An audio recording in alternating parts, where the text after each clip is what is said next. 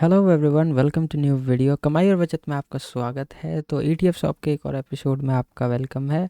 तो चलिए देखते हैं हमारा यूट्यूब कैसा परफॉर्म कर रहा है। और अगर आप टेलीग्राम पे नहीं हैं तो टेलीग्राम पे जाके जुड़िए और इंस्टाग्राम पे भी आप फॉलो कीजिए। मैं पीएनएल स्टेटमेंट्स वगैरह डालता रहता हूँ, तो इससे आपको हेल्प रहता है कि क्या प्रॉफिट लॉस चल रहा है। यूट्यूब पे देखें तो हमारे अभी भी 1.202 के सब्सक्राइबर है, तो इसको 2000 पे करते हैं फटाफट। ठीक है, और इससे पहले की चीज़ें इधर उधर हो, लेट्स मेक इट। हमारा टारगेट 10K का है, 10,000 ले चलते हैं। पर पहला स्टेप हमारा 1000 कंप्लीट हो गया है, अब 2000 का टारगेट है। तो देखते हैं कितना जल्दी आप लोग इसको शेयर करके और सब्सक्राइब करके इसको आगे बढ़ाते हैं। ठीक है, अगर आपको लर्निंग मिलती है, चीज़ें अच्छी लग रही हैं, तो आप इसमें मुझे कमेंट करके बताइए वीडियोस पे कि आपको कैसा लगता है। सुबह फायर्स जो है काम नहीं कर रहा था, तो उसके ऊपर मैंने एक वीडियो डाली है। और कल मैंने एक वीडियो डाला था। हेलो एवरीवन, कल मैंने एक वीडियो डाला था यहाँ पे, which is related to derivative market. जिसको नहीं पता कि डेरिवेटिव मार्केट क्या होता है, उसके बारे में आप लोग जान सकते हैं। बड़े आसान तरीके से मैंने इसमें समझाया है। आप चाहें तो आम थोड़ा सा उगाते इसको उगाते सीख भी क्या हुआ सकते कि हैं। बारिश पड़ गई, उसके आम आम के वो पेड़ तो टूट बड़े गए या सिंपल आम गिर गई, आम एग्जांपल्स का के पेड़ साथ टूट गया। मैंने इसमें और समझाया जब है। उसने 50 रुपये में बाटा इसको दिया अगर तो आप वहाँ पे चाहें तो आम का फास्ट रेट करके नहीं है देख जो सकते मार्केट हैं, रेट थोड़ा होता है। लंबा वीडियो है। यहाँ पे देखते हैं मार्केट रेट।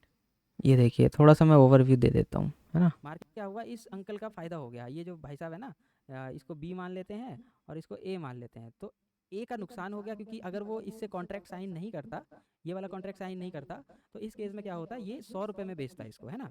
लेकिन क्योंकि इन 22 रुपये में ही यहाँ पे लीगल स्टिक है।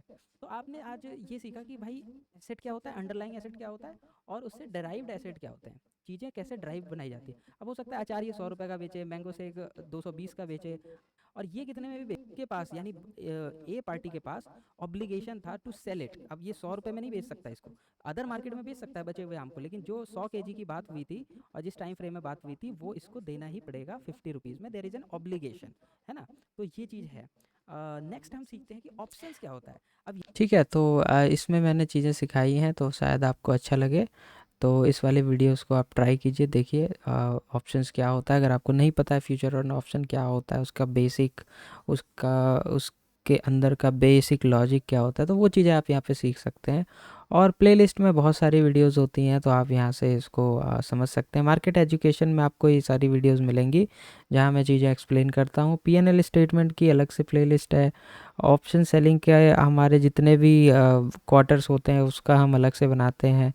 तो ये सब चीज़ें आप इसको चाहें तो एक्सप्लोर कर सकते हैं और शेयर कर सकते हैं अपने दोस्तों से। तो चलिए एक बार डिस्क्लेमर स्टार्ट करते हैं और अपनी शीट खोल लेते हैं, ज़्यादा टाइम वेस्ट नहीं करेंगे। डिस्क्लेमर ये कहता है कि आप जो भी फैसला लेते हैं सोच समझ के लीजिए और अपनी बुद्धि का इस्तेमाल करके लीजिए। सिंपल सी बात है। किसी और के कहे पे आप क्यों कहीं इन्वेस्ट करेंगे या अपना पैसा डुबाएंगे। ठीक है, और मार्केट में पैसा डूबता बहुत जल्दी है, आपने देखा ही है। एक एक दिन में हमारे 40-40 50-50 हज़ार के लॉस हो जाते हैं। ठीक है, यहाँ पे देखें तो टेक ईटीएफ फिर से नीचे आए हैं। M100 यहाँ पे है, तो बाइंग जोन में हमारा ये है। जिन्होंने नहीं लिया है वो मे बी लेने की कोशिश कर सकते हैं, बट हमारे पास ऑलरेडी है, तो we will not buy it. तो चलिए देखते हैं अपने होल्डिंग्स में क्या चल रहा है। पहले से जो है थोड़ा सा मार्केट नीचे ही गया है हमारे कंटेक्स्ट में। और यहाँ पे देखें तो M100 जो है वो 2% पे है। और FMCGI जो है थोड़ा सा बिल्कुल समझिए कि उस पे है, ब्रेक इवन पे है। और हैंगसेंग बीस देखें तो 0.5 दिखा रहा है, यानी 117 रुपये का इसमें लॉस दिखा रहा है। थोड़ा वेट करते हैं, अगर ये 6% पे जाएगा तो हम इसको निकालेंगे। सबसे नीचे जो है वो -5 पे है। MH के टेक में थोड़ा सा इम्प्रूवमेंट आया है। ये -5% पे आ गया है, तो 720 रुपये दिखा रहा है बस। So which is a good thing. और सबसे ज़्यादा देखें तो जो माइनस गया है वो ये गया है, और सबसे ज़्यादा पॉजिटिव जो गया है वो MH के टेक गया है। तो अच्छा है। जहाँ पे कि ये 13-14% होता था माइनस में, वहाँ पे -5 दिखा रहा है। अगर ये ज़ीरो जाता है फिर 6% पे जाता है, तो हम इसमें अच्छी खासी प्रॉफिट बुकिंग करेंगे। और बाकी हमारा वेटिंग पीरियड चल रहा है तो हम वेट करेंगे। इन्वेस्टिंग का मतलब यही होता है कि आप पैसे लगाइए और वेट कीजिए। अभी हमारा जो टोटल लॉस है वो इतना दिखा रहा है। पीएनएल देखें तो एक आध ग्रीन है यहाँ पे, विच इज़ ऑब्वियसली M100 है। तो अच्छा चल रहा है सब। आगे देखते हैं क्या होता है नेक्स्ट डे। अभी तो सब ठीक ही लग रहा है। और अगर इन सारे में हमारा प्रॉफिट बुकिंग होगी या फिर शीट में कोई और आएंगे जो हमने नहीं लिया हुआ है तो हम उसको बाय करने की कोशिश करेंगे। Otherwise we will sit idle and wait.